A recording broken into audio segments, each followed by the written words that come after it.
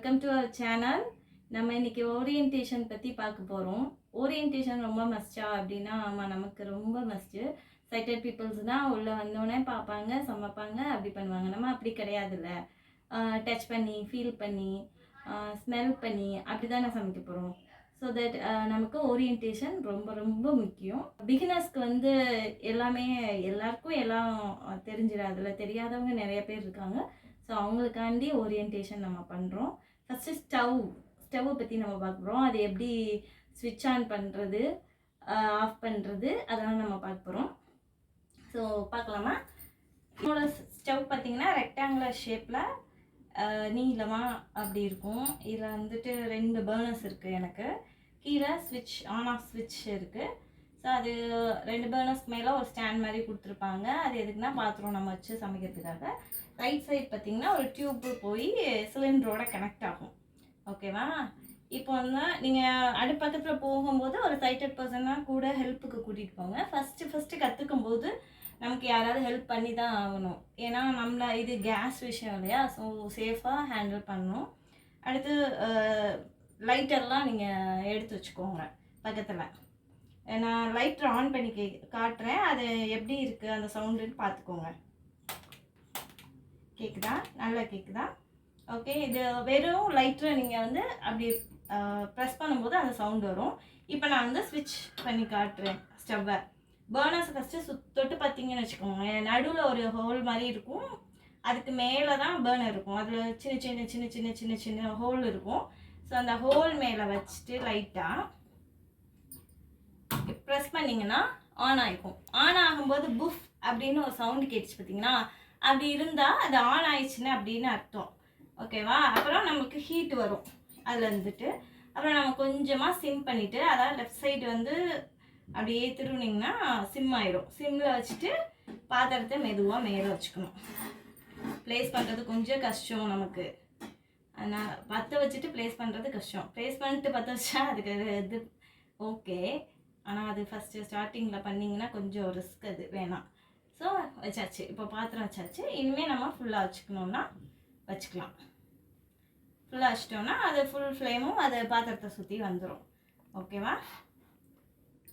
Okay. இப்போ நான் of பண்ணிட்டேன். இதுதான் ஸ்டவ் எப்படி ஆன் ஆஃப் பண்ணுறது அப்படிங்கிறது.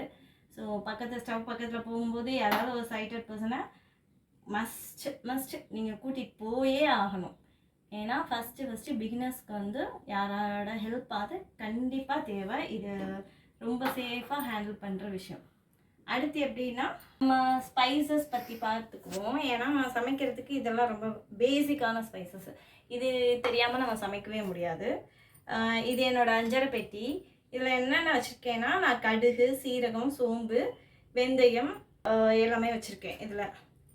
அதில் வந்து ஃபஸ்ட்டு நம்ம வந்து பார்க்க போகிறது பார்த்திங்கன்னா கடுகு எப்படி இருக்கும் அப்படின்னா, நீங்கள் தொட்டு பார்த்து ஃபீல் பண்ணி தான் பண்ண முடியும். ஸோ கடுகு நீங்கள் எடுத்து கையில் தொட்டு பார்க்கும்போது அது ரவுண்டாக கொஞ்சம் ஸ்மூத் சர்ஃபேஸாக நல்லா இருக்கும். அது கூட உளுந்து வந்து குட்டி குட்டியாக கிடக்கும், நீளமாக. அதை விட்டுருங்க. அது ரவுண்டாக உருண்டையாக கிடக்கும். அதுக்கு பேர் தான் கடுகு.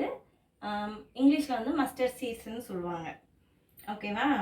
அதுக்கப்புறம் இது பார்த்திங்கன்னா வெந்தயம். இது தொட்டு பார்க்கும்போது உங்களுக்கு எப்படி இருக்கும்னா, ரெக்டாங்குலர் ஷேப்பை குட்டியாக போட்டால் எப்படி இருக்குமோ அந்த மாதிரி இருக்கும். கொஞ்சம் தொட்டு பார்க்கும்போது ஃப்ளாட் சர்ஃபேஸ் கிடைக்காது உங்களுக்கு, கொஞ்சம் மேடு பள்ளம் அந்த மாதிரி இருக்கும். ஸோ அது வந்து வெந்தயம். ஸ்மெல் பண்ணிங்கன்னா அது ஒரு மாதிரி கசப்புத்தன்மை வந்து ஸ்மெல்லிங்கில் வரும். அடுத்து நம்ம பார்க்க போகிறது பார்த்திங்கன்னா மிளகு எப்படி இருக்கும் அப்படின்னா, பப்பாளி விதை தொட்டு பார்த்துருக்கீங்களா? ஸோ பப்பாளி விதையை தொட்டு பார்த்தா எப்படி இருக்குமோ அந்த மாதிரி இருக்கும். சாப்பிட்டு பார்த்திங்கன்னா காரம் இருக்கும். சாப்பிடும்போது காரம் இருக்கும். ஸோ அதை தொட்டு பார்த்திங்கன்னா குட்டி கோடாக அதில் இருக்கும். கடுகை விட கொஞ்சம் பெருசாக இருக்கும், கொஞ்சம் ஹார்டாகவும் இருக்கும், ஸ்மூத் சர்ஃபேஸ் இருக்காது அதில். இப்போ நம்ம என்ன பார்க்குறோன்னா சீரகம். இது எப்படி இருக்கும் அப்படின்னா, இது குட்டியாக நீளமாக இருக்கும். இது சாப்பிட்டு பார்த்திங்கன்னா ஒரு காரம், ஒரு கசப்பு, ஒரு மாதிரி ஃபீல் ஆகும். ஓகேவா? இதை நீங்கள் தொட்டு பார்த்தீங்கன்னா ரொம்ப டைட்டாக இருக்கும். அந்த பாத்திரத்தில் போட்டுட்டு தொட்டு பார்த்தீங்கன்னா டைட்டாக இருக்கும். இதே சேம் தான் சோம்பும் இருக்கும். சோம்பு இதை விட கொஞ்சம் பெருசாக இருக்கும். அது ஸ்வீட் ஸ்மெல் வரும். ஓகேவா? அதுக்குள்ளே கை விட்டு பார்த்தீங்கன்னா அது எப்படி இருக்கும்ட்டா ஈஸியாக கை நம்ம உள்ளே போகும். ஏன்னா சோம்பு கொஞ்சம் கேப் இருக்கும்.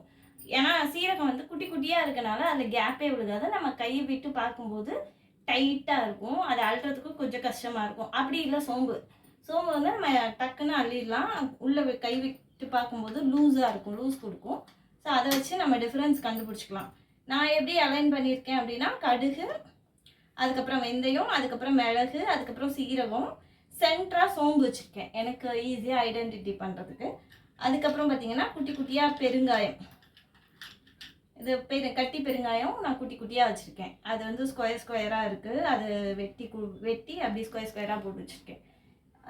அது வச்சுருக்கேன். அதுக்கப்புறம் அவ்வளோதான். இந்த அஞ்சரை பெட்டியில் இவ்வளோதான் நான் வச்சுருக்கேன். இதை நான் ஈஸியாக ஐடென்டிட்டி பண்ணிக்குவேன். இது கடுகு பக்கத்தில் என்ன இருக்குன்னா இது வெந்தயம் இருக்குது, அது பக்கத்தில் மிளகு இருக்குது. அது எனக்கு அப்படியே மனப்பாடம் ஆயிரும். நம்ம எடுக்க எடுக்க எடுக்க நமக்கு அப்படியே மனப்பாடம் ஆயிரும். அந்த பிளேஸ் வந்து மாற்றாமல் அப்படியே வச்சுக்கிட்டோன்னா அப்படியே இருக்கும். ஓகே, அவ்வளோதான். இன்றைக்கி இவ்வளோ போதும். இதை நீங்களும் ட்ரை பண்ணி பாருங்கள் வீட்டில். எப்படி உங்களால் ஐடென்டிட்டி பண்ண முடியுதா அப்படின்னு எனக்கு சொல்லுங்கள். Tata, bye bye.